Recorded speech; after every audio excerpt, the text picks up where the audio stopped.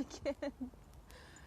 The signal cut out on me, and I don't know if it got uploaded or not, but it's the 2 DOMs and 1 aftercare. When someone was being put out, the fact that out of the 2 DOMs that played with them, only 1 gave aftercare, and that was the more intense and dominant of the 2. So I'm kind of feeling a bit of a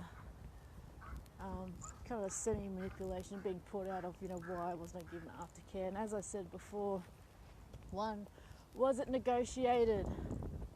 So it's all windy. Was the aftercare negotiated at all? What sort? How, when, why? If not, why be put out? 2.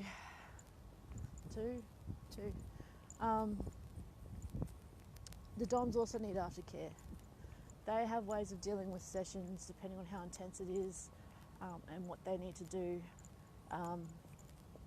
So no, I don't feel like she should be put out. Is it completely unreasonable? No, it's not completely unreasonable, but here's the thing, and a lot of it hinges on, did you negotiate having aftercare beforehand? Yes, it's generally assumed that someone will provide aftercare. Yes, a lot of people feel it is vital. However, the responsibility of who has to provide aftercare is a bit contentious, because sometimes when people negotiate and they don't get specific on whether they should provide aftercare and what specifically is provided as aftercare, is that 1, if you agree to play and you don't bring it up, the subs will automatically assume that the DOMs will provide aftercare in whatever form they wish. And 2, the DOMs will assume that the subs have already organised for someone to look after them, or that they know how to take care of themselves for aftercare. Now, this is a lot of assumptions on something which everyone says, oh, it's an essential and vital thing. If it's so essential and vital for you, negotiate it. Don't just assume that it's going to happen. And don't just assume that also because a DOM has a particular type of aftercare for one sub which you may have seen, that they'll provide that exact same for you. Because you don't know what goes on in lives. You don't know if they're a long-term player or play partner, and what or has or hasn't been negotiated for that particular scene and the aftercare for that scene. So you get very specific on that. I was speaking as a person who's had multiple tops play in one session, is that I also understood that, you know, 2 of them were partnered together, and 1 was also their best friend. I also knew them quite well. I didn't require them to be completely down with me in aftercare. I said, look, I'm quite capable of taking care of myself. Having said that, not everyone can.